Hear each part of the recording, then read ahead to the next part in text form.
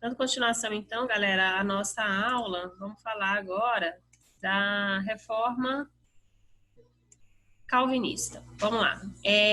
A reforma calvinista, ela aconteceu na Suíça, né? Suíça até então era um país ligado ao Império Germânico e tinha sido desmembrado.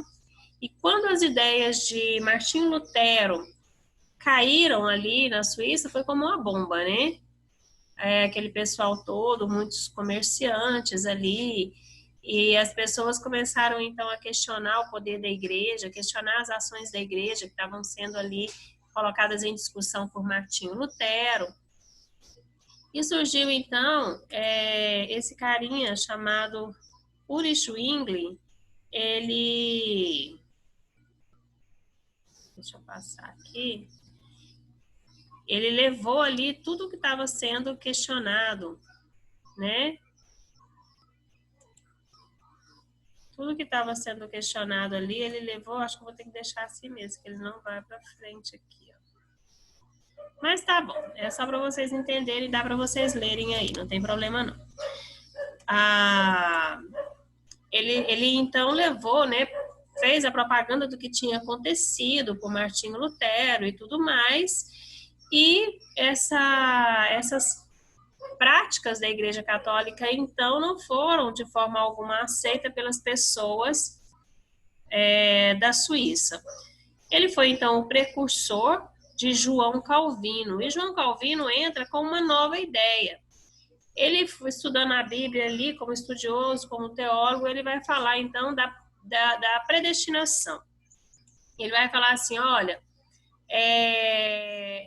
Deus tem tudo predestinado para as pessoas. E ser rico não é um problema, ser rico não é errado. Estar ali fazendo o seu trabalho e tudo não é errado. Então ele falava o seguinte, que existiam três coisas principais, que é o trabalho, a igreja e a família, né? Então o trabalho é Deus, trabalho e família, na verdade. Então ele vai falar o seguinte, o homem ele tem que viver para trabalhar, dedicar-se a Deus, trabalhar e a sua família. Então, assim, a ostentação daquilo que se tem não era bacana aos olhos de João Calvino. E essa doutrina que João Calvino apresentou caiu como uma luva para que tudo aquilo que os burgueses estavam querendo. Porque eles estavam em choque com a Igreja Católica por causa da questão da cobrança da usura, né? Porque eles cobravam a usura e a igreja não aceitava. Então, essa ideia de que eles não precisavam pagar pela usura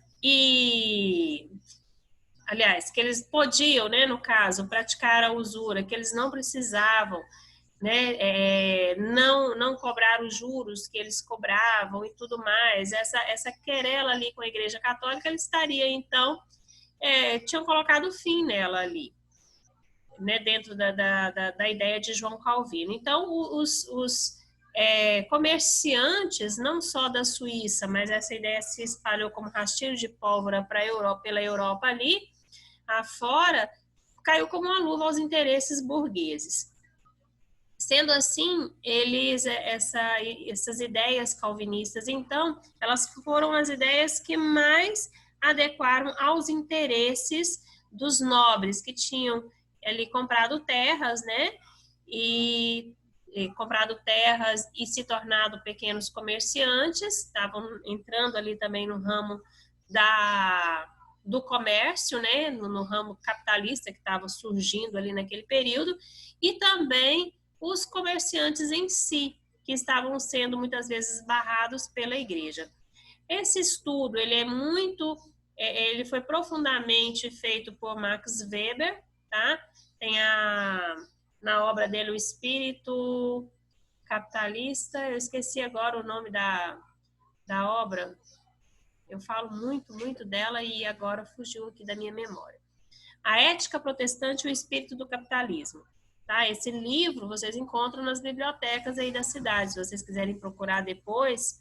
É um livro super bacana de ler e explica bastante essa questão aí de Max Weber, um sociólogo que estudou isso daí. Ele vai falar o seguinte, que os países que adotam o calvinismo, a prática protestante, eles são países muito mais desenvolvidos do que os outros. Por quê? Porque as pessoas vão se dedicar apenas a Deus, trabalho e família. Dedicando-se a isso e não esbanjando o que elas conquistam, então elas se tornam donas dos meios de produção. É um país que vai desenvolver indústrias, um país que vai desenvolver o comércio em si, um país que vai ser desenvolvido. Como ele fala que todos os países protestantes, eles são muito mais desenvolvidos do que os países que têm qualquer outra religião, tá? Então, por isso que os Estados Unidos é muito desenvolvida, a Inglaterra é desenvolvida, a Alemanha é muito desenvolvida. Então, assim, os países que têm a prática protestante em si, ele é mais desenvolvido, porque eles economizam o dinheiro, eles guardam o dinheiro e se tornam donos dos meios de produção. Tá certo, galerinha? E ao invés de eles serem empregados, eles vão empregar. Tá entendendo? Qualquer dúvida em relação a esse conteúdo, galera, Reforma Protestante é isso daí. Eu estou encerrando aqui Reforma Protestante nessa aula. Se vocês tiverem dúvidas, vocês podem me procurar que eu esclareço para vocês. Se precisarem também de alguma orientação de pesquisa, qualquer coisa, é só vocês falarem comigo. Tranquilo? Valeu, então.